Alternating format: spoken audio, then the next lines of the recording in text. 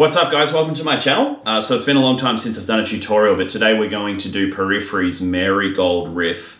Very famous riff, very cool riff, quite technical and quite intricate, and it has some interesting musical things going on as well. So I wanted to break this down and create more of a tutorial style lesson. We're going to start today just by breaking down this riff real nice and slow. So there's quite a lot going on here technically. There's some string skips, there's some big nasty stretches on this left hand, so there's quite a lot going on there, but it's actually quite fast when you sort of build in the string skipping technique on the right hand with alternate picking. Your right hand might have a little bit of a hard time keeping up when you sort of get above that 80% tempo mark. Now what I recommend when you're practicing this riff, like any riff that you take on or anything technically difficult on the guitar, is just slow it down to a really manageable speed. You can do that inside of Guitar Pro, you can do that on YouTube by actually slowing down the speed to say 50-60%. Get it into your hands and into your muscle memory first. This is critical. Once your hands start to adapt and become comfortable, then increase the speed in small increments. I recommend 5 or 10% at a time. When you get closer to speed and at more challenging tempos, just go in little 5% bursts so your hands have time to process the information and it seeps its way into your muscle memory and into your subconscious, okay? So what we're gonna start with, we're in drop D tuning today. So the original is in drop C tuning, I believe. So I'm doing this just for ease so you guys don't have to change your guitars and get them reset up, and you can just basically take this bottom string down to a D. So you just want to basically have this bottom D an octave lower than your fourth string, so they should both be in D. All right, now where we're going to start is this kind of interesting idea here that the guys have got. Now, I feel in ways that this was written almost as like a bit of a technical exercise, like a lot of famous songs, and then made its way into a really epic song. So what we're going to start with, guys, is this idea here on this on the bottom three strings, okay?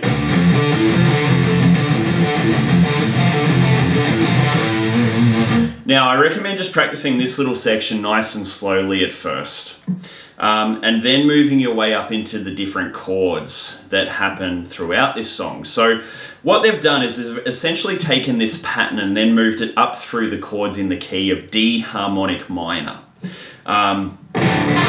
So we essentially start on this D minor chord.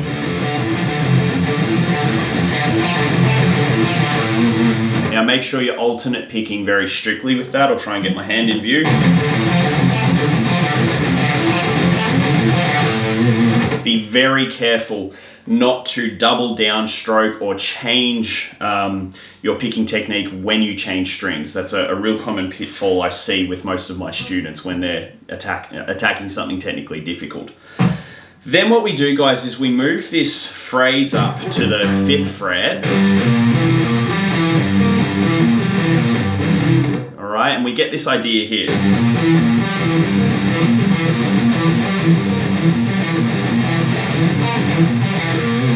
Now this is the second chord of the key, so what we're hitting here is an E diminished chord. So,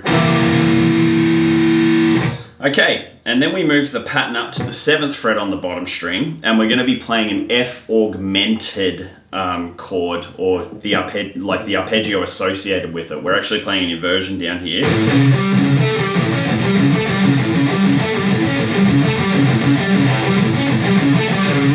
Now this is one of the trickier parts of the song because we need a big stretch here from this 7th fret to the 11th fret, and then we're obviously going to be string skipping on the right hand as well as the left with this. So take it slow.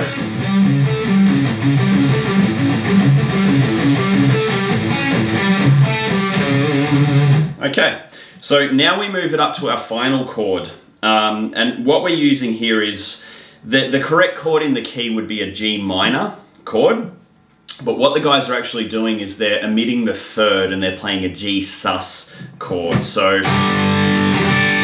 get this really kind of cool, colorful chord. So a G minor would sound like this. And then we're dropping the 3rd, which if I'm playing a root 5 G minor shape here, bar chord, I just lift my middle finger off my root finger and I get this kind of sound, right? So this creates a really awkward sort of first finger shift down on this D string here where I attack this riff. So I'm going to have...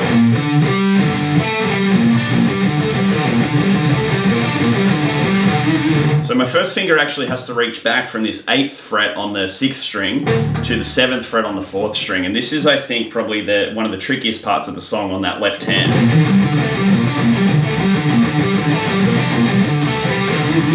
Okay, so that's essentially our structure and our pattern. What the guys then do is they move it back down the chords in the key. So we go back to our F augmented, and then our E diminished. And then the guys have got a little lick here. So this is actually moving from the E diminished down to its inversion, which would be the C sharp diminished. So I'll just do that again. Nice little lick there with some pull-offs on the bottom, sort of last 2 notes there, right? So this is what we get, guys, and I think this is actually interesting to sort of analyze, right? So we're moving up through some chords in the key here.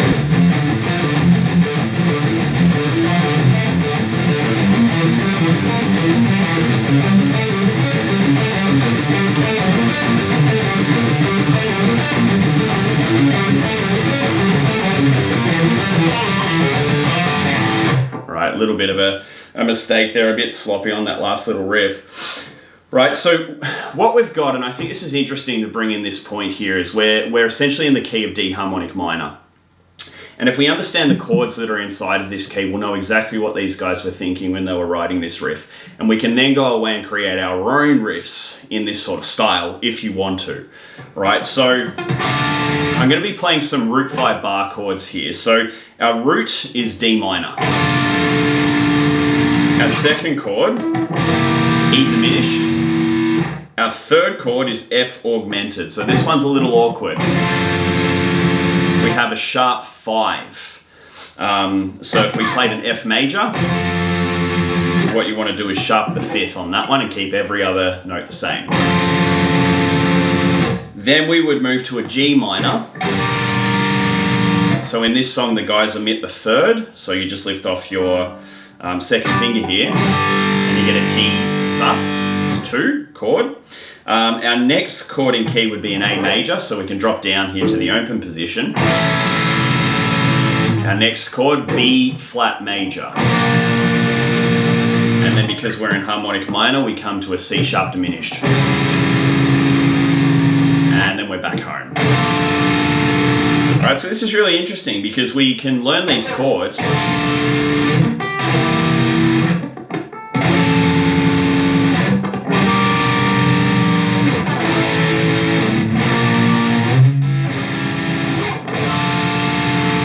And then you can actually take those chords and mix and mash them up however you want to write a song.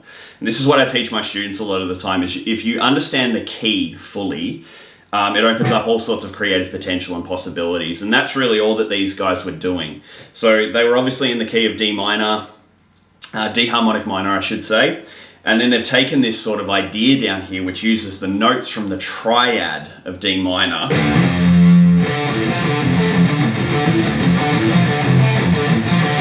In an interesting pattern like that, and then they've shifted it up each chord in the key and made a couple of small tweaks to it. Obviously on that G, you know, they're omitting the 3rd to get the G sus2 in there. And then that little tail riff at the end has some little kind of cool passing tones in there as well, just to give it a little bit of spice. So that's it, guys. That's the breakdown of essentially what these guys were doing for the Marigold riff. And I hope you guys enjoy this lesson. The other cool thing about this song is that obviously we're in some weird time signature stuff here. So, you know, have fun playing along to this. It might sort of kick your butt a little bit, but it's definitely a great riff and a great technical exercise to add to your arsenal to keep improving as a metal or hard rock guitarist. Hope you guys enjoyed that. Please do subscribe to my channel. Please share this video around. I'm obviously trying to grow my subscriber base. And if you like it, please leave a comment below. And any other recommendations on some videos or breakdowns or covers, then please hit me up and let me know what you guys would like to see. Have a great day. Happy shredding. Talk soon.